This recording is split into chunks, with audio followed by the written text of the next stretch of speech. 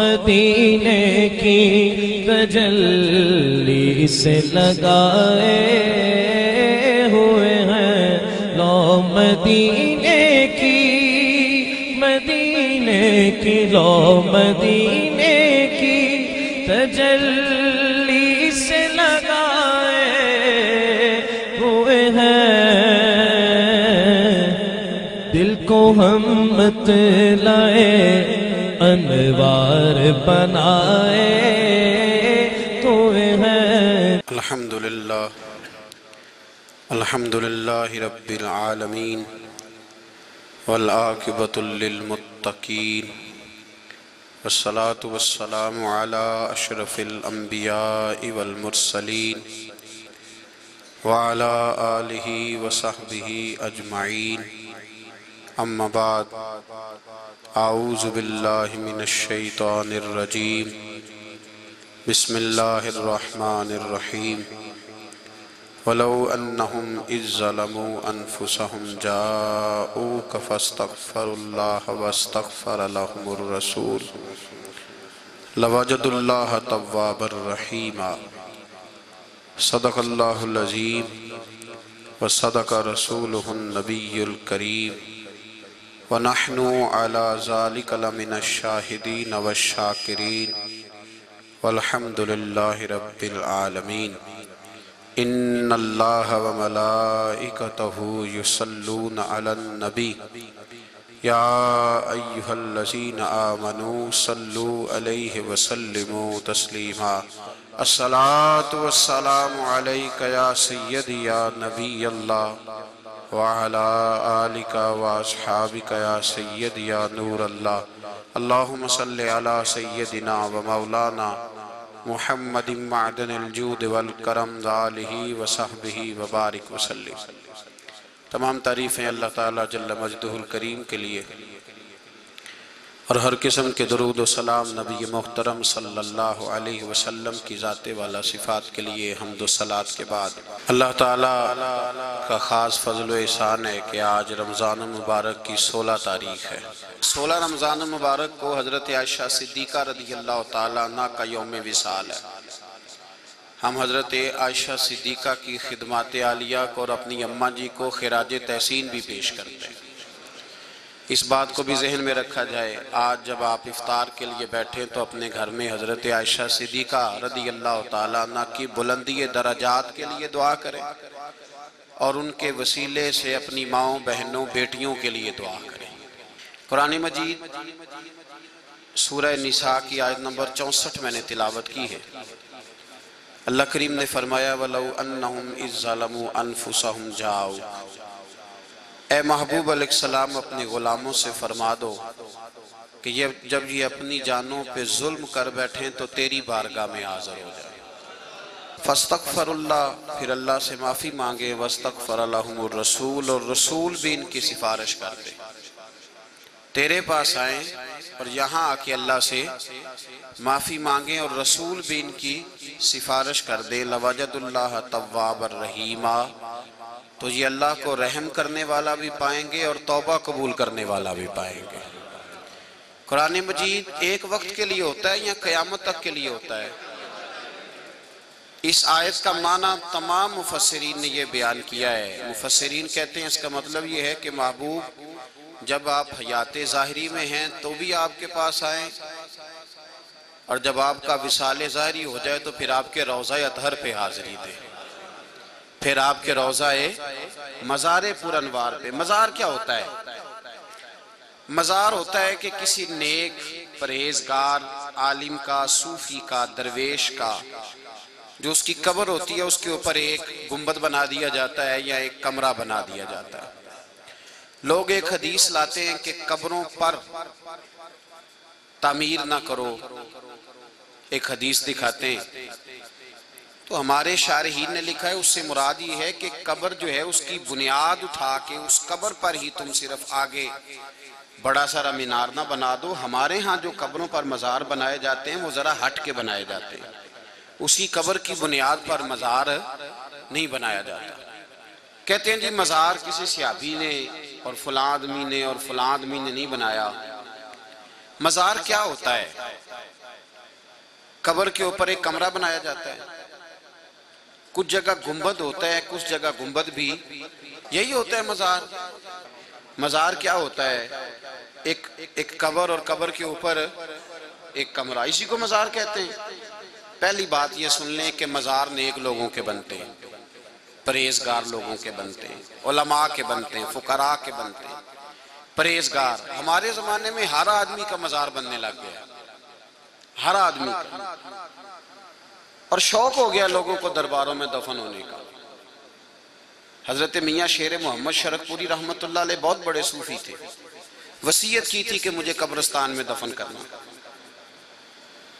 शायद लाखों लोगों के पीर होंगे, वसीयत फरमाई, कहने लगे मुझे कब्रिस्तान में दफन करना। तो लोगों ने कहा हजरत आपकी इतनी जायदाद है, मज़ार ना बनाए। तो आप फरमाने लगे मैंने हदीस में पढ़ा है कि नेक मुर्दा अगर हमसाया बने तो उससे भी फायदा होता है। तो क्या खूबसूरत अंदाज है बुजुर्गों का। फरमाने लगे मुझे कब्रिस्तान में दफन करना, अगर मैं नेक हुआ तो मेरी वजह से किसी का फायदा हो जाएगा, और अगर मैं नेक ना हुआ तो वहां कोई नेक आके दफन हुआ तो मेरा भी फायदा कर जाएगा। तो नेक लोगों के मज़ार होते हैं। हमने एक ज्यादती भी की है, रिवाज ही हो गया है, हर गली में मज़ार, हर कोने में मज़ार, हर जगह मज़ार। दरबार गिनने लगे तो दरबार ही दरबार हो गए, बल्कि बड़े बड़े गुंबद दरबारों के, और दरबार बड़े हसीनो जमील लोगों ने बनाए, मदारस की ईंटें कच्ची हैं। तो पहली बात ये याद रखें, उलमा के, नेक लोगों के, परहेजगार लोगों के मज़ार बनेंगे, परहेजगार लोग। और अगर बंदा नेक हो तो वो कहीं भी दफन हो, अल कब्रुल मोमिन रौज़तुम मिन रियाज़िल जन्नह, मोमिन की कब्र जन्नत का बाग होती है। मोमिन की कब्र जहां भी हो वो जन्नत का। तो अंदर से मज़ार बना हुआ तो बाहर ना भी हो तो काम चल जाता है। ये तो बात है एक आजिज़ी की, इनकिसारी की। लेकिन उलमा के मज़ार, सुलहा के, नेक लोगों के, परहेजगार लोगों के मज़ार जो बनाए जाएंगे तो ये उनकी शान के लिए बनाए जाएंगे। लोग ये कहते हैं जी मज़ार कहाँ बना? नबी पाक सल्लल्लाहु अलैहि वसल्लम को सहाबा ने हजरत आयशा सिद्दीका के हुजरे में दफन किया था। कहाँ दफन किया था? हजरत आयशा सिद्दीका के, सुना हुआ ना जी आपने, हजरत आयशा सिद्दीका के हुजरे में। तो हजरत आयशा सिद्दीका रज़ी अल्लाह ताला अन्हा के हुजरे में दफन किया था। अब वो हुजरा बना हुआ था, उसकी 4 दीवारें थी, उसके ऊपर, बोल क्यों नहीं रहे आप? हजरत आयशा सिद्दीका रज़ी अल्लाह ताला अन्हा के हुजरे में दफन किया था नबी पाक सल्लल्लाहु अलैहि वसल्लम। उसकी 4 दीवारें थी, एक ऊपर उसकी। अगर ये चीज जायज ना होती तो चाहिए था ना सहाबा पहले छत उतारते, दीवारें गिराते। हमें लोग पूछते हैं मजार किसने बनाया है, तो हम कहते हैं भाई नबी पाक ने पहले मजार बनवाया है, फिर हुजूर उसमें दफन हुए हैं। तमाम सहाबा ने हुजूर को दफन ही मजार के अंदर किया है, नबी पाक को दफन ही मजार के अंदर दफन किया है सहाबा ने। अगर मजार दुरुस्त ना होता, और बोले लोगों किधर चले गए, अगर मजार दुरुस्त ना होता तो सहाबा पहले गिराते छत, निकालते दीवारें, फिर उसके अंदर हुजूर को दफन करते। सहाबा ने दफन किया मजार के अंदर, और फिर उस मजार में इतनी बरकत हुई कि अबू बकर सिद्दीक कहने लगे मैंने भी वहीं दफन होना है। फिर उस मजार में इतनी बरकत हुई कि उठाओ बुखारी शरीफ खोल कर पढ़ो। हजरत जनाब उमर फारूक रदी अल्लाह ताला अन्हु को जख्म लगा, तो हजरत उमर फारूक शदीद जख्मी होके अपने बेटे हजरत अब्दुल्ला इब्ने उमर से फरमाने लगे जाओ हजरत आयशा सिद्दीका के पास, उन्होंने एक कब्र की जगह बाकी है अपने लिए रखी हुई है, उनसे जाके कहो उमर का दिल करता है रसूलुल्लाह के रोजे में दफन होने में। अगर मजार में बरकत ही कोई नहीं थी, हुजूर के करीब होने दफन होने में फायदा ही कोई नहीं था, तो हजरत अबू बकर सिद्दीक और जनाब फारूक आजम क्या कह रहे हैं? हजरत उमर कहने लगे जाओ जाके कहो। हजरत आयशा के पास जब पैगाम आया तो फरमाने लगी उमर से जाके कहना, बात सुनी तो रोने लगी, फरमाने लगी उमर से कहना जगह मैंने अपने लिए रखी हुई थी कि मैं यहाँ दफन होकर फायदा लूंगी, पर तूने मेरे रसूल की दीन की खिदमत बड़ी की है, जा मैं अपनी कब्र की जगह तुझे देती हूँ।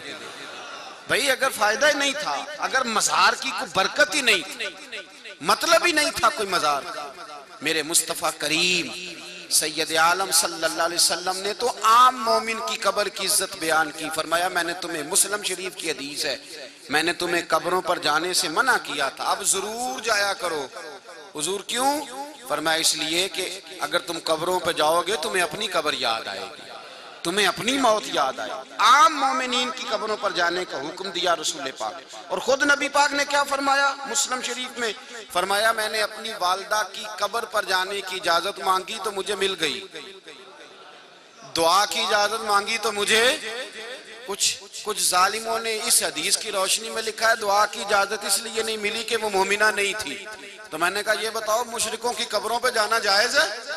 हुजूर फरमाते हैं मुझे कब्र पर जाने की इजाजत, कब्र पर जाने की इजाजत मिली, दुआ करने की इजाजत नहीं मिली।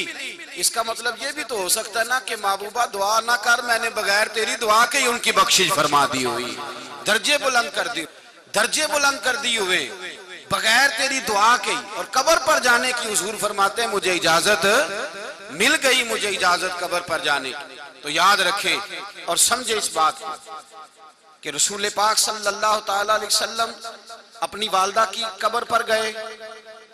नबी पाक सल्लल्लाहु अलैहि वसल्लम की प्यारी ज़ौजा हजरत आयशा फरमाती हैं 15 शाबान को मैंने देखा हुजूर जन्नतुल बकी की कब्रों पर जाते। इमाम फखरुद्दीन राजी फरमाते हैं हर साल रसूल पाक ओहद के शहीदों के मज़ारों पे जाते। और ये जो बुखारी में हदीस है ना, सुने मजा आ जाएगा आपको, सुने। ऐसे ही लोग आपको बिला वजह बात सुना देते हैं, आप परेशान हो जाते। ये जो हदीस है ना बुखारी में, रसूल पाक सल्लल्लाहु अलैहि वसल्लम ने ये हदीस ओहद के शहीदों के मज़ारों पे खड़े होके बयान फरमाई है। हुजूर ने ओहद के शहीदों के मज़ारात पे खड़े होके फरमाया, मज़ार पे खड़े होके फरमाया, कबूर पे फरमाया मुझे डर खत्म हो गया, मेरी उम्मत मेरे बाद शिरक नहीं करेगी। खड़े कहाँ है हुजूर? मज़ारात पे, कबूर पे खड़े होके फरमाया मेरी उम्मत मेरे बाद शिरक, हाँ दुनियादार हो जाएगी, माल दौलत इकट्ठा करने लगेगी, दीन से दूर होगी, लेकिन शिरक जहां खड़े होके हुजूर फरमा रहे हैं शिरक नहीं करेगी, लोग कहते हैं ये शिरक के अड्डे बन गए। माज़अल्लाह, इतना सख्त जुमला बोलते हैं, इतना सख्त। और आज तक कोई साबित नहीं कर सका कि मज़ारों पर जाना शिरक है। साबित नहीं, तकरीरों में कह देंगे, वैसे कहा जाए कि साबित करो तो इनसे हो सकता। तो भाई मज़ार में कोई बरकत नहीं थी तो रसूल पाक सही। और सही मुस्लिम उठा के देखो, सही मुस्लिम, नबी पाक ने फरमाया मैं तो मेराज की रात भी गया हूं तो मूसा अलैहिस्सलाम की कब्र से गुजर के गया हूं। मैं तो मेराज की रात गया हूं तो मूसा अलैहिस्सलाम की कब्र से गुजर के गया हूं। मैं मदीना शरीफ हाजिरी के लिए गया गुज़श्ता से पिछले साल, तो मैं सीधा मदीना शरीफ गया। तो वापसी पे एक साहब मुझे कहने लगे आप मक्का छोड़ के पहले मदीने चले गए, पहले कब्र रसूल पे हाजिरी देने चले गए। मैंने कहा तू बड़ा नादान है, मेरे रसूल सल्लल्लाहु अलैहि वसल्लम तो रब करीम से मिलने जाए तो हजरत मूसा की कब्र से होके गए, हजरत मूसा की कब्र से। तो मैंने कहा मैं तो पहले इसलिए मदीने गया था कि महबूबा पहले मैं खुद जाता था, अब आपका भेजा हुआ जा रहा हूँ, आपकी बारगाह नाज से होकर के जा रहे हैं। और वैसे भी हमें तो मक्के का रास्ता ही मदीने वाले रसूल ने बतलाया है, मदीने वाले नबी ने हमें मक्के का रास्ता बताया है। तो मदीना छोड़ के किस तरह मक्का दिखाई दे सकता है? मक्के की फिजाओं में, तैबा की हवाओं में हमने तो जिधर देखा सरकार ही नजर आए, हमने तो जिधर देखा, बोलिए हमने तो जिधर देखा सरकार नजर आए सल्लल्लाहु अलैहि। तो नबी पाक सल्लल्लाहु अलैहि वसल्लम खुद तशरीफ ले गए बकी के मज़ारात पर, हुजूर तशरीफ ले गए अपनी वालदा की कब्र पर, नबी पाक सल्लल्लाहु अलैहि वसल्लम जाते ओहद के शहीदों के मज़ारों पर, रसूल पाक गए हजरत मूसा की कब्र पर। और हुजूर सल्लल्लाहु अलैहि वसल्लम फरमाते मैं उनकी कब्र के पास से गुजरा तो अपनी कब्र में खड़े होके नमाज अदा कर रहे थे, अपनी कब्र में खड़े होके। रास्ते में और भी बड़ी कब्रें आई होंगी, और भी बड़ी कब्रें आई होंगी, लेकिन हुजूर ने फरमाया हर कब्र पे मैं नहीं जाता, कोई खास खास कब्र है जहां जाता हूं, खास कब्र है। तो हम भी हर एक की कब्र पे, हमारी भी ब्रेक किसी खास जगह लगती है, या दाता साहब लगती है या बाबा फरीद जाके लगती है, खास खास जगह पे लगती है। ऐसे हर एक को तो हम भी नहीं मानते, हम भी बड़े शनाज लोग हैं, ऐसे थोड़ा मानने लगते हैं। हम तो बड़ा नाप तोल के मानते हैं भाई, बड़ा छानबीन करके मानते हैं, और जिसको मानते हैं फिर खोल के मानते हैं। तुम्हारी तरह नहीं मानते, आधा तीतर आधा बटेर, थोड़ा मान लिया थोड़ा छोड़ दिया। जिसको मानते हैं फिर उसको सही मानते हैं, खुल के मानते। मेरे रसूल पाक सैयद आलम सल्लल्लाहु ताला अलैहि वसल्लम मज़ार। और फिर सुने इमाम फखरुद्दीन राजी। और मैं इसलिए इन बुजुर्गों के नाम ले रहा हूँ, हमारे बुजुर्गों ने तो लिखा ही है, ये वो लोग हैं जो उम्मत के मुतफिका लोग हैं। मैं वाला वो दूंगा जो मुतफिका होगा, जिस पर इत्तेफाक है उम्मत मुस्लिमा का। इमाम फखरुद्दीन राजी फरमाते हैं, हुजूर भी जाते हो के शहीदों के मदारों पर, नबी पाक के बाद हर साल हजरत अबू बकर सिद्दीक भी जाते हैं, उनके बाद हर साल हजरत उमर भी जाते हैं, उनके बाद हर साल हजरत उस्मान भी जाते, और फरमाते हैं उनके बाद हर साल मौला अली भी जाते। तो साल के बाद क्या मतलब हुआ? उसी साल के बाद जाने का नाम हम लोगों ने उर्स रख लिया है। उसी साल के बाद जाने का नाम हम लोगों ने उर्स रख लिया है। तो तुम्हें क्या इख्तलाफ हुआ? चलो तुम इस तरह करो, उर्स का लफ्ज छोड़ दो, तुम हाजिरी का लफ्ज बना लो, बदल लफ्ज। हमें कोई एतराज नहीं, पर जाओ तो सही ना। एक साहब मेरे पास आए, कहने लगे रबीउल अव्वल की 12 को हुजूर पैदा नहीं हुए, 9 को हुए। तो मैंने कहा आप 9 को मिलाद कर लिया करें, कोई एतराज नहीं। बिस्मिल्लाह 100 बिस्मिल्लाह 100 बिस्मिल्लाह। आला हजरत ने खुद लिखा है कि कौल 9 का भी मिलता है। हमारे हजरत अलहाज पीर अब्दुल सबूर मंशूर बेग हजारवी रहमतुल्लाह अलैह हर साल 9 को करते थे। खुश आमदेद बिस्मिल्लाह 100 बिस्मिल्लाह मनाओ तो सही। और वैसे भी हम ना 9 के पे बंद है ना 12 के पे बंद है, हमारे यहाँ तो सारा साल ही मिलाद होता रहता है, सारा साल ही मिलाद होता रहता है, सारा साल ही मिलाद होता रहता है। नबी पाक सल्लल्लाहु अलैहि वसल्लम भी जाते, सहाबा भी जाते। कहते हैं जी ये मज़ार फाज़िल बरेलवी के मानने वालों ने बनाए हैं। बगदाद शरीफ में गौसे आजम का मज़ार है। गौसे आजम रदी अल्लाह तआला अन्हु के विसाल को 600-700 साल हो गया। मज़ार हमने बनाया, आला हज़रत को भी 100 साल नहीं हुआ, हमने बनाया जी। बोले तो कौन बना गया? एक साहब मुझे कहने लगे जी राफिजियों ने शियों ने बनाया है। तो मैंने कहा वो तो मानते नहीं गौस पाक को, वो तो मानते नहीं हजरत गौसे आजम, वो कैसे बनाएंगे? हजरत बायजीद बुस्तामी का मज़ार किसने बनाया? जुनैद बगदादी का मज़ार किसने बनाया? मौला अली का मज़ार किसने बनाया? करबला में इमाम हुसैन का मज़ार किसने बनाया? और पूरी दुनिया अरब के अंदर, पूरी दुनिया अरब के अंदर, पूरी दुनिया अरब, चैलेंज से कह रहा हूं, पूरी दुनिया अरब के अंदर जाओ, तुर्की में तुम्हें हजरत अबू अय्यूब अंसारी का मज़ार मिलेगा, हजरत मुल्ला जलालुद्दीन रूमी का मज़ार मिलेगा, अल्लामा इस्माइल हक्की का मज़ार मिलेगा। एक मुझे पकड़ के खड़ा हो कहने लगा सऊदी अरब में कोई नहीं। मैं क्या अंधा हो गया? ये गुंबद खजरा नजर नहीं आ रहा? ये तुझे नजर नहीं आ रहा गुंबद खजरा? कैसे आदमी हो, नजर नहीं आ रहा सामने गुंबद बना हुआ? ये मेरे रसूलुल्लाह का गुंबद है। इस गुंबद पे जब बारिश पड़ती है तो जहां जहां कतरे गिरते हैं वहां वहां वलियों के मज़ार बन जाते हैं। ये सारे फैज है मेरे रसूलुल्लाह का, ये सारा फैज है। तुम्हें नजर ही नहीं आ रहा? ये मज़ार हम बना गए। ये मज़ार सबसे पहले अबू बकर सिद्दीक ने बनाया, फिर फारूक आजम ने बनाया। और फिर सुनो, इस मज़ार पर जाने का एक मौलवी साहब पर्दे की बात बयान कर रहे थे, पर्दे की, और हजरत आयशा की बात सुना रहे थे। कहने लगे जी हजरत आयशा सिद्दीका फरमाती हैं जब हुजूर दफन हुए मेरे हुजरे में तो मैं बगैर पर्दे के जाती थी, क्योंकि मेरे शौहर थे। पर्दे की रवायत बयान कर रहे थे, पर्दे की। तो फिर जब अबू बकर सिद्दीक रज़ी अल्लाह ताला अन्हु दफन हुए तो तब भी मैं बगैर पर्दे के जाती थी, इसलिए कि वो मेरे वालिद थे। जब उमर दफन हुए तो मैं पर्दा करके जाने लगी। मैंने कहा मौलवी जाते जाते एक और काम भी खराब कर गया, तीनों को जिंदा मान गया। पर्दे की बात बताता बताता तीनों को जिंदा मान गया कि अबू बकर सिद्दीक भी जिंदा, फारूक आजम भी, और तू जिंदा है वल्ला, तू जिंदा है वल्ला, मेरी चश्मे आलम से छुप जाने। अब पढ़ो इब्ने माजा, मेरे मुस्तफा करीम ने फरमाया रब ने हराम कर दिया है जमीन नबियों के जिस्म खाती नहीं, अल्लाह का हर नबी जिंदा है, अल्लाह का हर नबी। तो हम तो जिंदों के पास जाते हैं।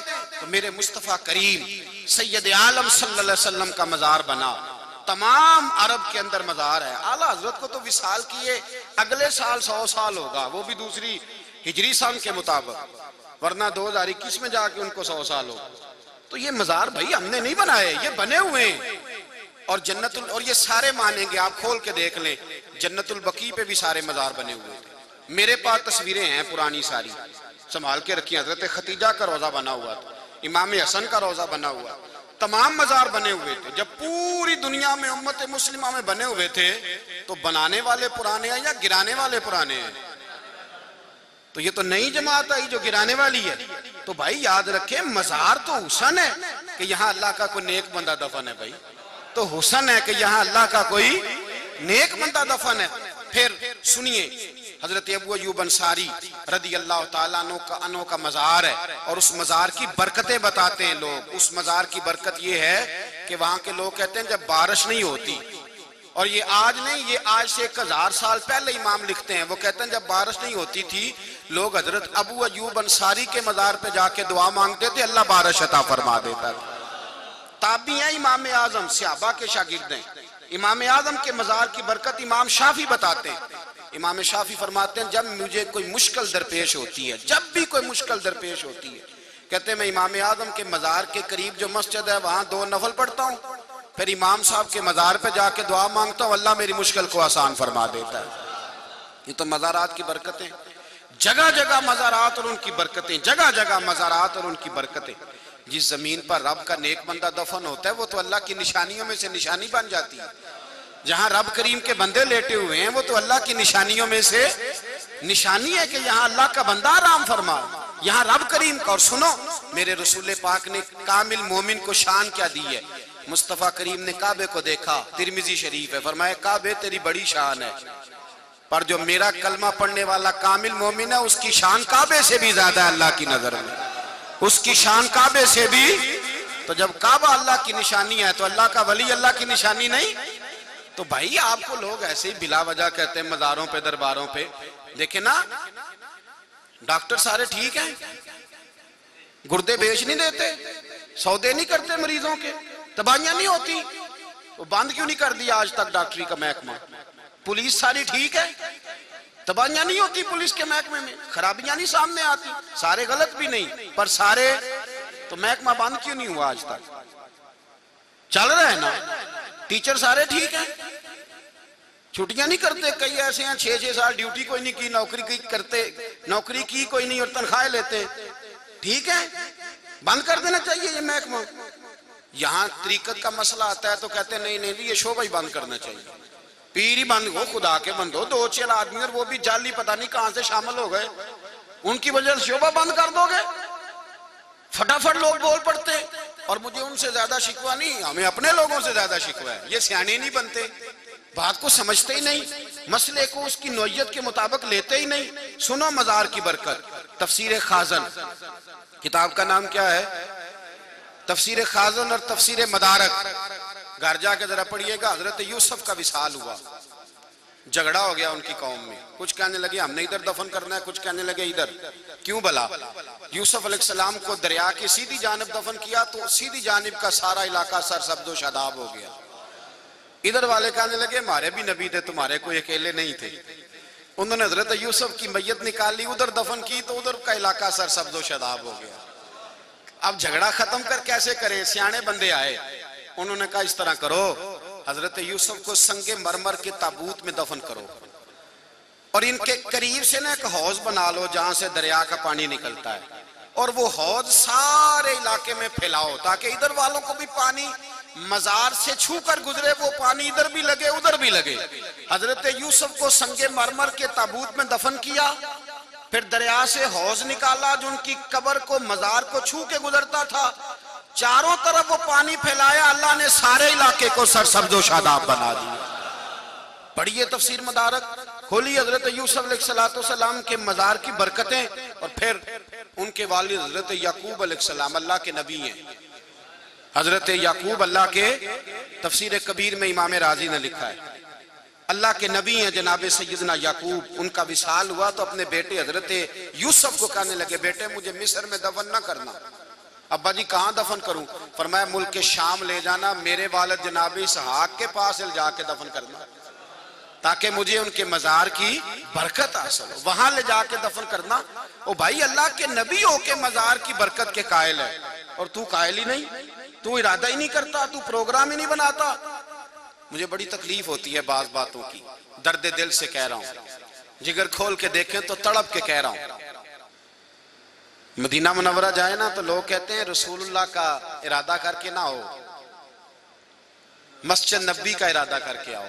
यही दरस मिलता है ना, मस्जिद नबी का इरादा करो, नबी पाक की कब्र की जियारत का इरादा। अगर काबे का इमाम आ जाए पेशावर में तो उसका इरादा करके जाना जायज के ना जायज? जी जाते हैं कि नहीं जाते लोग? हम इख्तलाफ नहीं कर रहे किसी शख्स की, कोई इतराज नहीं मैं कर रहा, लेकिन भाई अगर तू इज्तिमा रखे कराची तो तेरे इज्तिमा का इरादा करके जाना जायज हुआ कि ना जायज हुआ? एक मौलाना का तो नाम लिख दे, चले इमाम काबा ना सही बैतुल मुकद्दस का इमाम आ रहा है तो उसका नाम लिख दे, कराची इज्तिमा होगा, मुफ्ती आजम फलस्तीन आएंगे, तो जाना जायज हुआ कि ना जायज हुआ?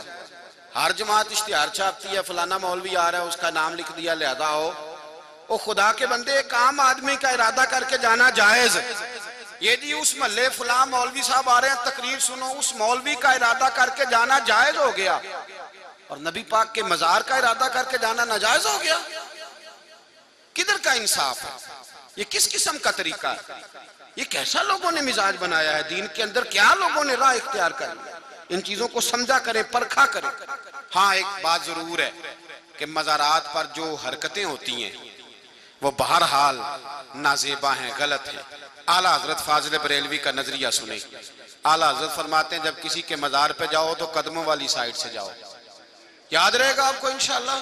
किसी के मजार पे जाओ तो सबसे पहले सलाम कहो, उसके बाद आप फरमाते हैं दरूद पाक पढ़ो, उसके बाद फरमाते हैं कि आयतुल कुर्सी पढ़ो, सूरह फातिहा पढ़ो, सूरह इखलास पढ़ो या जो कुरान मजीद याद हो पढ़ो, उसके बाद फिर दुरूद पढ़ो और फिर कहो कि अल्लाह जो मैंने पढ़ा है साहिब रूह की मजार को इसाल कर और उसके दर्जात को बुलंद फरमाओ।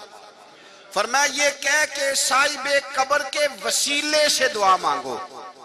साहिब कब्र के और वसीले का हुक्म कुरान मजीद के छठे पारे में मौजूद है। या अय्युहल्लज़ीना आमनुत्तकुल्लाह वब्तगू इलैहिल वसीला, ऐ ईमान वालो अल्लाह से डरो और उसके रास्ते में वसीला तलाश करो, उनके वसीले से दुआ मांगो। आला हज़रत फरमाते हैं मजार से 4 हाथ दूर खड़े होना। कितने हाथ? बोले सारे? नहीं, सारे बोलना जिद गल बननी है। कितने हाथ? कितने हाथ जी? 4 हाथ दूर खड़े रहना है। आप फरमाते हैं चूमना भी नहीं, हाथ भी नहीं लगाना, झुकना भी कोई नहीं। और आला हजरत रहमतुल्लाह ताला अलैह फरमाते हैं कि कब्र को तवाफ करना बिल इत्तिफाक हराम है, सजदा करना बिल इत्तिफाक, बोल के कहे सारा मजमा, बिल इत्तिफाक। और भाई आओ देखो, हम सारे सुन्नी कह रहे हैं कब्र को सजदा करना, कब्र को सजदा करना, कब्रों को सजदा करना। ये इतने बड़े हाल का मुतफिका नजरिया बता रहा हूं। कब्रों को सजदा करना हराम है, तवाफ करना हराम है, कतन हराम है। आला हज़रत फरमाते हैं चूमने में इख्तलाफ है लेकिन हम चूमने से भी मना करते हैं, इससे भी बचना चाहिए। तो ये तरीका बतलाया, उनकी कब्रों पे जाओ। और एक बात और बुजुर्गों ने लिखी है, बुजुर्ग फरमाते हैं कि इन बुजुर्गों की वजह से हम मुसलमान हुए। हम जब इनके मज़ारों पे जाते हैं तो इनकी खिदमत को सलामी देने जाते हैं कि आपकी मेहरबानी हम मुसलमान हुए। अब जरा 2-1 बरकतें मेरे रसूलुल्लाह के मज़ार की सुने और मैं थोड़ा सा अगला मजमून छेड़ूं। इब्ने असाकर में रवायत मौजूद है, बाकी तो सारे रहे ना, बाद में जाना चाहिए कि नहीं जाना चाहिए। इब्ने असाकर ने रवायत लिखी है कि खुद मेरे रसूल पाक हजरत बिलाल की ख्वाब में आए, खुद हुजूर आए। हजरत बिलाल कहते हैं मुल्क के शाम में था, किसी की बात ना सुन, खुद मुस्तफा आए और हुजूर ने आके फरमाया बिलाल तू मेरे पास आता क्यों नहीं, आ ना मेरे पास, आ मेरे पास। हजरत बिलाल हबशी रोते हुए बैठे घोड़े पे खुद आए और आके कब्र रसूल पर रुखसार रखे, कहने लगे महबूबा मुझे बुलाया तो अब दीदार क्यों नहीं कराते। अहले नजर कहते हैं दीदार भी हुआ। और फिर वो आपने बात सुनी हुई है कि लोगों ने कहा बिलाल अजान सुनाओ, फरमाया अजान कैसे सुनाऊं, जलवाए बद्दुआ नजर नहीं आ रहा। तो मिन्नतें की सारे मदीने ने, पर हजरत बिलाल ने बात ना सुनी। कल दिन गुजरा इमाम हसन का, 15 आपका यौम विलादत है। इमाम हसन हुसैन आए तो इमाम हसन हुसैन ने कहा नहीं बिलाल सुनाओ ना अजान। तो बिलाल ने कहा शहजादो तुम्हारी कौन टाले। अजान पढ़नी शुरू की। जब अशहदु अन्ना मुहम्मदर रसूलुल्लाह पे पहुंचे बस फिर चीख निकली और बेहोश हो गए। तो जब खुद रसूल पाक फरमाते हैं, मौला अली शेर खुदा की रवायत कंजुल माल के अंदर मौजूद है, मेरे रसूल करीम सैयद आलम सल्लल्लाहु अलैहि वसल्लम के गुलाम हजरत अली फरमाते हैं, हुजूर के विसाल को 3 दिन हुए थे। एक आराबी आया और मुझसे आके पूछने लगा, नबी पाक कहाँ है? कहते मेरा जख्म ताजा था, मैं रो पड़ा और कब्र की जानिब इशारा किया। मैंने कहा वो मेरे मुस्तफ़ा की कब्र है। कहते हैं वो गया हुजूर की कब्र पे, मट्टी उठा के सर पे डालने लगा। कहने लगा महबूबा, रब कहता है जब अपनी जान पे जुल्म करो तो मेरे रसूल के पास आ जाओ। अब मैं आ गया हूँ, आपने पर्दा किया तो मैं किधर जाऊं? कहते हैं वो तड़प तड़प के रोया। हजरत मौला कायनात शेर खुदा फरमाते हैं, अल्लाह की इज्जत की कसम, मैंने हुजूर की कब्र से आवाज सुनी है। नबी पाक, और इसको इमाम कुर्तुबी ने भी लिखा है, दीगर मुहद्दिसीन ने भी, रसूलुल्लाह की कब्र से आवाज आई, ओ अराबी चला जा, जा अल्लाह ने तेरा गुनाह माफ फरमा दिया है। हुजूर की कब्र से। और मुस्नद इमाम अहमद बिन हंबल, जिसको बड़ा लोग पढ़ते हैं, मेरे पास किताब मौजूद है गैरों की छपी हुई, हजरत अबू अयूब अंसारी मेजबान रसूल अब्दुल मलक बिन मरवान जालिम हुक्मरान मदीने का, कहता मैं रात के वक्त हुजूर के रोजे पे गया तो एक शख्स को मैंने हुजूर की कब्र पर लेटे हुए देखा। कब्र पर लेटे हुए देखा मैंने, रुखसार रखे हैं, ववादा अला वजह ही, अपना चेहरा रखा है हुजूर की कब्र पर। कहते मैंने ठोकर मारी, मैंने कहा उठ। जब मैंने कहा ना उठ, तो कहते हैं उन्होंने उठ के जब मेरी तरफ देखा तो मैं हैरान हो गया, वो तो अबू अयूब अंसारी हैं। और पता क्या लफ्ज कहे हजरत अबू अयूब अंसारी ने? कयामत तक के बेअदबों के मुंह पे तमाचा मारा। हजरत सैयदना अबू अयूब अंसारी फरमाने लगे, मैं किसी पत्थर और बुत के पास नहीं आया, मैं अपने रसूल के पास आया हूं, मैं अपने रसूल के पास आया हूं। मेरे भाई, मज़ारात की बड़ी बरकतें, मज़ारात की, ये मज़ार ज़मीन पर हैं, अल्लाह की धरती पर ये मज़ार हैं तो ज़मीन बची हुई है। रब करीम के बंदों की बरकतें हैं तो बची हुई। अपनी औलादों को, अपने आप को सही नजरियात का पाबंद रखें, इनको उन चीज़ों से बचाएं। मैं शुरू में कह चुका कि हर ऐरे गहरे का मज़ार भी नहीं बन, अहलुल्लाह के मज़ार बनेंगे, अल्लाह वालों के मज़ार बनेंगे, रब करीम के बंदों के मज़ार बनेंगे। जो नजरिया है ना कि जिस आदमी ने थोड़े से बाल लंबे रखे हुए थे बस वो भी साईं जी हो गए और साईं का भी मज़ार बन गया, इस तरह की रिवायात छोड़ दें।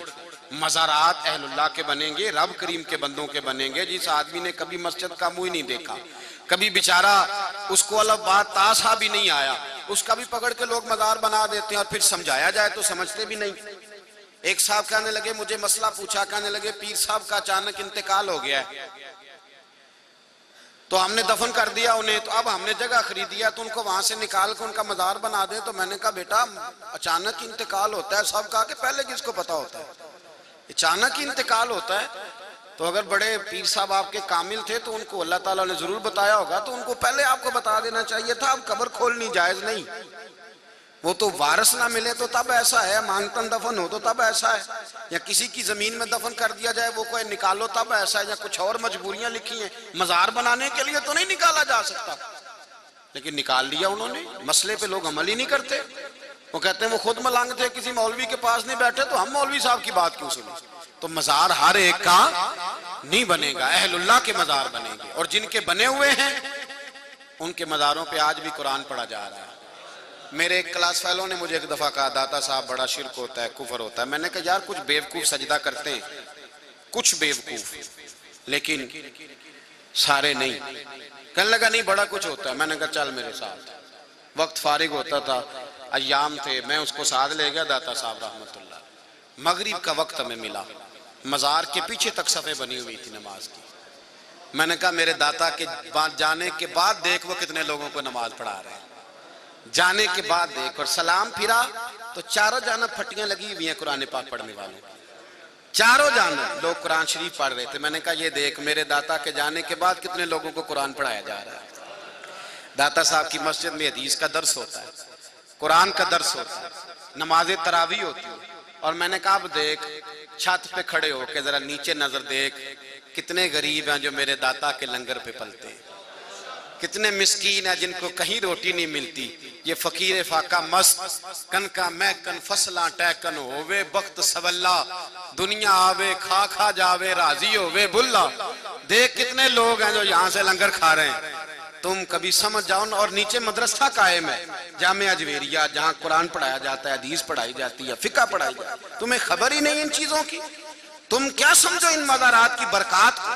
तुमने तो तासुब की पट्टी बांध लिया जो खुलती नहीं। मज़ार की बड़ी बरकत है, बड़ी कैफियत। जो गलती है, जो मुबहम है, वो मैं पहले बता चुका हूँ। बड़े जालिम लोग हैं जिन्होंने मज़ारों को मंशियात का अड्डा बना लिया, जिन्होंने। और मैंने दर्जनों जगह पे आला हजरत के अक़वाल लिख के मैंने लगाए हैं कि मज़ार को सजदा करना नाजायज है, मज़ार को किसी किस्म की खराफात करना नाजायज है। आला हज़रत ने लिखा है 4 हाथ दूर खड़े रह के सिर्फ साहिब मज़ार का वसीला दे के दुआ मांगे। बात याद रहेगी आप हज़रात को? जितना आपने उन लोगों को समझाना है जो गलती करते हैं, उतना इनको भी समझाना है जो बदतमीजियां करते हैं मज़ारात, जो जुल्म कर रहे हैं। और इन्होंने हीरवन का और नशे का अड्डा बना दिया मज़ारात। इनको लताड़ने की ज्यादा जरूरत है ताकि खराफात जो है उनसे बचा जा सके। आला हजरत से किसी ने पूछा था कि बीबी पीर से पर्दा करेगी? आपने फरमाया वाजिब है पीर से पर्दा करना, और जरूरी है, वाजिब है। तो कहा बेपर्दा होके बीबियां मज़ारों पे जा सकती हैं? आपने फरमाया तुम कहते हो जा सकती हैं, मुझसे पूछो अगर बेपर्दा जाएंगी तो उन पे लानते कितनी बरसेंगी। इन सख्त पाबंदियों के साथ मज़ारात पर जाने की इजाजत दी। ऐसे थोड़ी है कि जिधर जैसे जिसका दिल किया वो चल पड़ा। बहरहाल ये कुछ बातें थी मज़ारात के हवाले से जो कल रह गई थी, आपकी खिदमत में गोश गुजार कर दी। अब कुछ बात करनी है ओहाम परस्ती की, इसको बदशगुनी भी कहते हैं। ये मसला बड़ा आम हो गया है। इस्लाम में बदशगुनी कोई नहीं, नेक शगुनी है। 2 बातें याद रखें, नजर हक है वो लग जाती है। हदीस बुखारी में हुजूर ने फरमाया नजर का लगना, बुरी नजर, वैसे दरवेश कहते हैं अगर बुरी लग जाती है तो अच्छी भी लग ही जाती है, अच्छी भी लग ही जाती है। तो पीर चन्नन शाह साहब रहमतुल्लाह अलैह आलम शरीफ वाले हजरत पीर चन्नन शाह साहब, उनके पास एक कश्मीर का लड़का था। वो आया तो हजरत के पास ही रहने लगा, देर तक रहने लगा। उसके अब्बा जी पीछे से लेने आ गए, कहने लगे बेटे चल मैंने बड़े पीर देखे हैं। कहने लगे नहीं अब्बा जी मेरा नहीं दिल करता, मैंने इधर ही रहना है। चल बेटा मैंने बड़े पीर देखे हैं। कहा अब्बा जी मैंने इधर ही रहना है। तीसरी दफा कहने लगे बेटे मैंने बड़े पीर देखे हैं। तो बेटा सियाना निकला, कहने लगा अब्बा तू तो बड़े देखे हैं, तुझे नहीं ना किसी ने देखा। अल्लाह करे को तुझे भी देख लेता। तूने बड़े देखे हैं, तुझे भी को देखता, तुझे भी को चूमता, तुझे भी को प्यार करता, तेरा भी दिल लगता, तू देखता ही रहा है, तुझे नहीं ना किसी ने देखा। तो तुझे देख लेता तो तेरा भी कुछ बन जाता। अगर बुरी लग जाती है तो अच्छी भी। नजर की जौलानियां ना पूछो, नजर तो वो जालिम नजर है, उठे तो बेड़ा ही पार कर दे, गिरे तो खाना खराब कर दे। नजर बहरहाल हक है वो लग जाती है। उसके बारे में जो देखने वाला अगर किसी चीज को उसे अच्छी लगे तो उसे क्या कहना चाहिए? माशाअल्लाह। क्या कहना चाहिए? बुजुर्ग कहते हैं फिर नजर लगती। एक बात। दूसरा हुजूर ने वजीफा बतलाया रवायत में, कुलौज बिरब्बिल फलक और कुलौज बिरब्बिन नास पढ़ते हुए सो जाओ, सोते वक्त इसको पढ़ लो, कोई नजर नहीं रहेगी, कोई शय नहीं रहेगी, नजर आकर। दूसरी बात है इस्तिखारा, अल्लाह से खैर तलब करना। आप कोई काम करना चाहते हैं तो यहाँ 2 रकते पढ़ के सो जाएं, एक चंद दुआएं भी मिलती हैं, वो दुआएं पढ़ के सो जाएं। फिर ख्वाब में आपको कोई इशारा होगा, अगर नहीं भी इशारा होता तो जिधर दिल जमे वो काम कर लें, अल्लाह तबारक व तआला को यकीनन वही मंजूर होगा। और अगर फिर भी वो काम ठीक ना हुआ तो हम बंदे हैं, बंदों का काम मान लेना।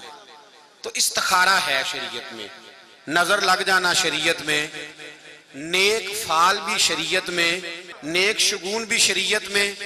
नेक शगुन क्या है कि आज मेरी फलां बुजुर्ग से मुलाकात हुई थी, बड़ा अल्लाह ने फजल किया, ये बात कहना दुरुस्त है, ये बात कहना दुरुस्त है। आज सवेरे बेटी से मिलके गया था, उसने मेरे लिए दुआ की, ये अच्छी बात है।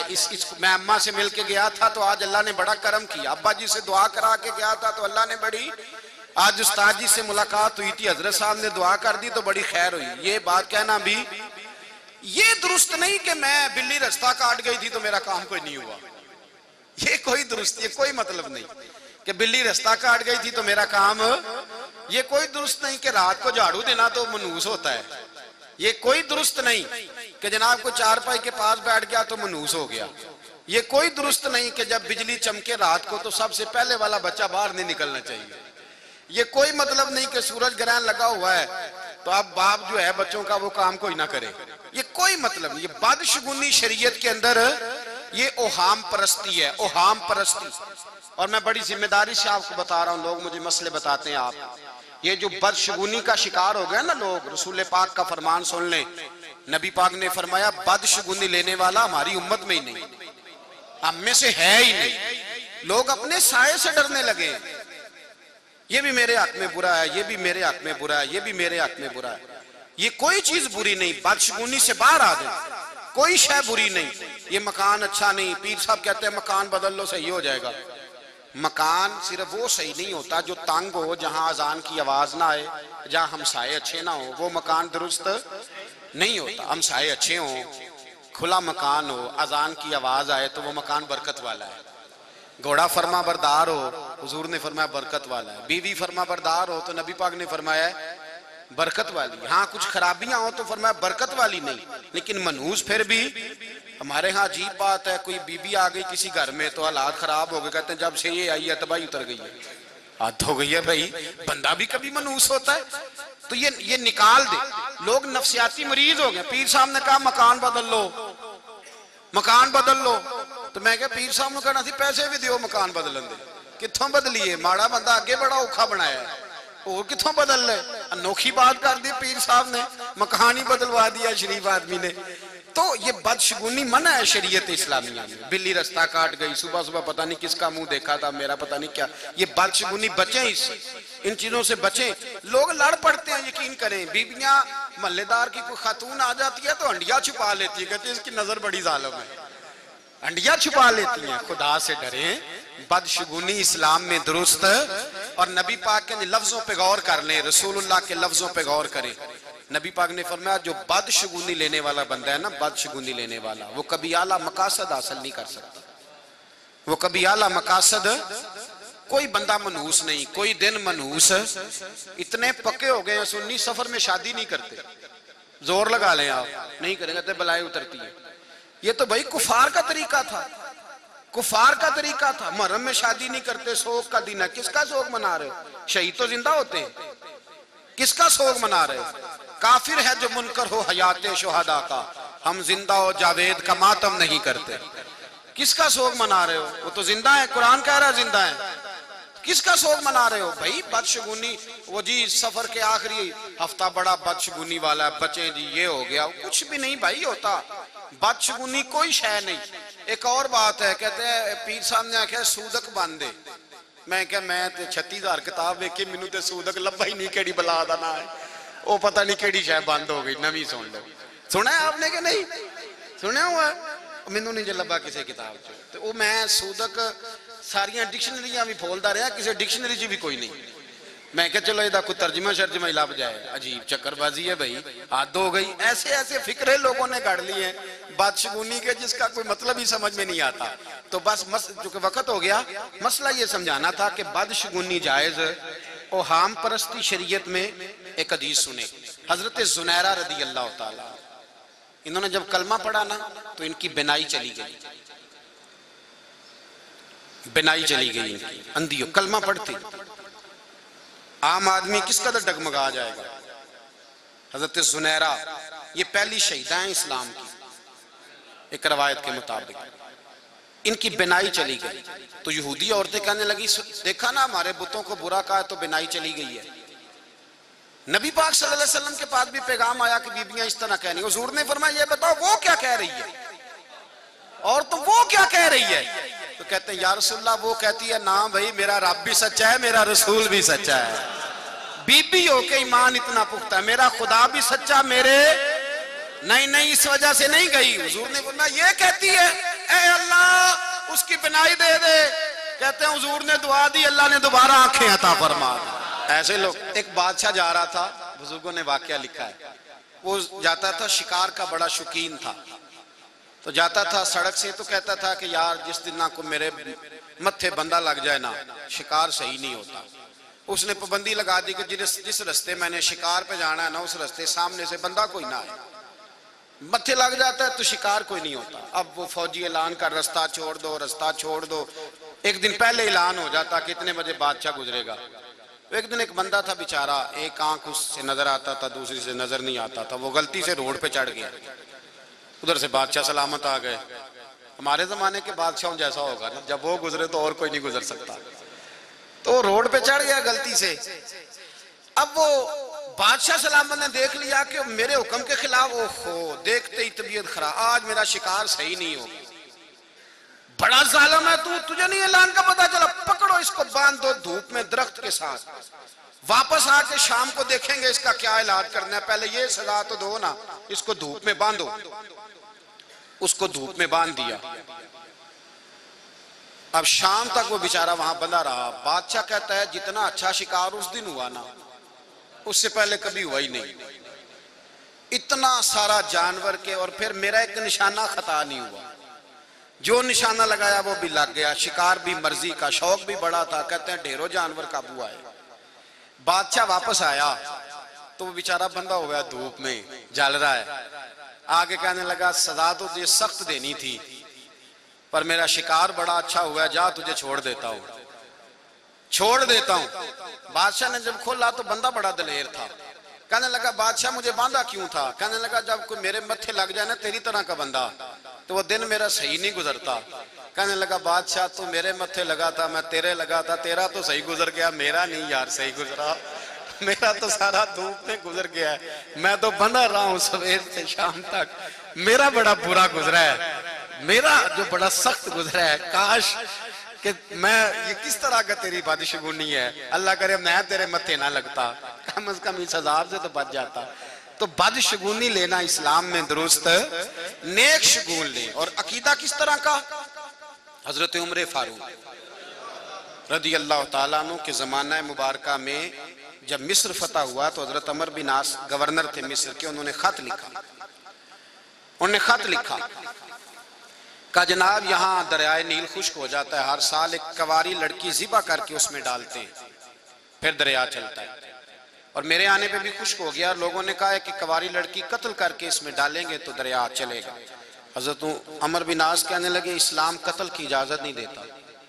आपने जनाब उमर को खत लिखा, का हुजूर यहाँ रिवाज है, लड़की मरेगी दरिया में डलेगी तो चलेगा। हजरत उमर ने फरमाया इस्लाम को हाम परस्ती का कायल, इन चक्करों में इस्लाम नहीं पढ़ता। आपने एक खत हजरत अमर बिन आस के नाम लिखा और दूसरा खत हजरत उमर ने दरिया के नाम लिखा। आपने फरमाया जब मेरा खत पहुंचे तो सारे मिस्र के लोगों को इकट्ठा करके ले जाना, ना मानने वालों को भी ले लेना साथ, और दरिया किनारे खड़े हो जाना। और दूसरा खत दरिया के नाम लिखा। फरमाया दरियाए नील अगर तू चलता था रब के हुक्म से, तो उमर तुझे हुक्म देता है चलना शुरू कर दे। खत लिखा। और अगर तू अल्लाह के हुक्म से नहीं चलता था तो फिर हमें तेरे पानी की जरूरत, कोई जरूरत नहीं तेरे पानी। सहाबा कहते हैं जनाब अमर बिन आस ढेरों लोगों को लेके गए। जब वो खत जनाब उमर का उन्होंने डाला ना पानी में, तो दरिया पहले से भी ज्यादा तेज चलना शुरू हो गया। इस्लाम किसी भी तोहम्मात का, किसी किस्म की तोहम्मात का कायल छोड़ दें, ये बात कहने। बाज लोग ऐसे हैं जिन्हें पक्के ही तवीज पड़ गए, निकलते ही नहीं। जिधर से भी काली हवा चलती है उन्हीं के घर में तवीज गिरते हैं सीधे। जिधर से भी कोई मसला होता है उन्हीं के घर तवीज आते हैं सीधे। अपने आप को मजबूत करें, हम खुदा के मानने वाले हैं, रसूलुल्लाह के मानने वाले हैं, अकीदा और ईमान रखना। ऐसे यार आदमी को शक की निगाह से देखना। और फिर लोग कहते हैं मैं फलां तवीज वाले के पास गया था, वो कहता था तुझे किसी ने कुछ किया हुआ है। तो मैंने कहा भैया अगर आप मरीज नहीं होंगे तो फिर डॉक्टर दवाई किस बात की देगा, और डॉक्टर दवाई नहीं देगा तो आप पैसे नहीं देंगे। तो वो जिसके पास गए हैं उसने आपको कुछ बताना है तो आपने उस बेचारे को कुछ देना है ना, तो उसका तो धंधा है। अगर आप ये काम नहीं करेंगे तो वो फेल हो जाएगा। लिहाजा बचें तो हम मात से इत्दाल में रखें नजरियात को, इत्दाल में। एक बात सुने, औरंगजेब आलमगीर गए ख्वाजा मोइनुद्दीन अजमेरी के मजार पे। कौन? बहुत बड़ा बादशाह था, और मजारात पे जाते। एक अंधे को खड़ा देखा, अंधा खड़ा है बाहर। बादशाह आते थे तो और ज्यादा इकट्ठे हो जाते थे, नजर न्याज ज्यादा मिलेगी। अंधा बाहर खड़ा है। तो औरंगजेब आलमगीर उसके करीब से गुजरने लगे तो कहने लगा 30 साल हो गए, 30 साल गरीबुन नवाज की चौखट पे खड़ा हूं, खैरात नहीं मिली। आंखें लेने आता हूं, खैरात नहीं मिली, कुछ दीजिए मुझे। 30 साल से रो रहा। जाग रहे हैं आप लोग? 30 साल हो गए। औरंगजेब आलमगीर कहने लगा कितना अरसा हो गया? कहने लगा जी 30 साल। आप फरमाने लगे ख्वाजा मोइनुद्दीन तो तुझसे नाराज है, मैं तो जितनी दफा भी आया हूं झोली भर के अता फरमाया इन्होंने, तुझे 30 साल हो गए दिया ही नहीं, तेरे साथ नाराज है। दो सिपाहियों को कहने लगे इसके सिराने खड़े हो जाओ, अगर मेरे वापस आने तक सही हो गया तो ठीक है, वरना इसकी गर्दन उड़ा देंगे। ख्वाजा साहब नाराज हैं, 30 साल हो गए इसको आंखें नहीं मिली, उनके वसीले से मिली नहीं, इसको मार देंगे आप, वो नाराज हैं। औरंगजेब अंदर गए दुआ मांगने, वापस आए तो अंधा सही हो गया था। आपने फरमाया कैसे सही हो गया तू? कहने लगा जी मैंने कहा हुजूर मेहरबानी करें, अल्लाह की बारगाह में अर्ज करें, और मैंने इनके वसीले से भी दुआ की। मैंने कहा मौला पहले तो आंखें नहीं थी, अब तो जान भी जाने लगी है, मेहरबानी कर, फजल फरमा। कहते हैं रो रो के दुआ मांगी है तो आंखें ठीक हो गई। तो औरंगजेब ने तारीखी जुमला कहा, तारीख साज इसको याद रखें। कहने लगे तुमने यहाँ आके ना ढोंग रचा लिया था, ढोंग, तू आंखें लेने नहीं आता था, वरना जिस गरीब नवाज ने जिंदगी खुदा रसूल के नाम कर दी हो, उसके वसीले से कोई मांगे तो रब अता ना करे। जिसने अपनी जवानी सारी रसूलुल्लाह के लिए कुर्बान कर दी हो, लम्हा लम्हा जिंदगी का रसूलुल्लाह के दीन के नाम गुजारो, उसका नाम लेके वसीला दो तो रब रहमत ना करे। फरमाया तुमने ढोंग रचाया है दरबार का, ढोंग, इसलिए कुछ नहीं मिलता। मैं भी कहता हूं ढोंग ना रचाओ, ढोंग ना रचाओ, ढोंग रचाते हो तो कुछ नहीं मिलता। दरवेशों के दरवाजे तो आज भी खुले हुए हैं, सिद्ध के दिल से आओ, दयानतदारी से आओ, कासा सीधा करके आओ, उनके वसीले से जितना भी मांगो मेरा रब अपनी रहमत के दरवाजे खोल के अता फरमाता है। ढोंग रचाया हुआ लोगों ने, इसलिए हालात बिगड़े हुए हैं। और वैसे भी अल्लाह वालों से भी अगर बंदा दुनिया मांगने चला जाए तो उसने फिर मांगा क्या है? उनसे तो, उनके वसीले से तो खुदा से उन जैसा जज्बा मांगना चाहिए। तो मेरे भाई बदशगुनी का कोई तसव्वुर नहीं इस्लाम में, इससे परहेज करें, 1% नहीं 100% बचें। अल्लाह तबारक व तआला समझने की तौफीक अता फरमाए। आखिर दावा या अल्हम्दुलिल्लाह।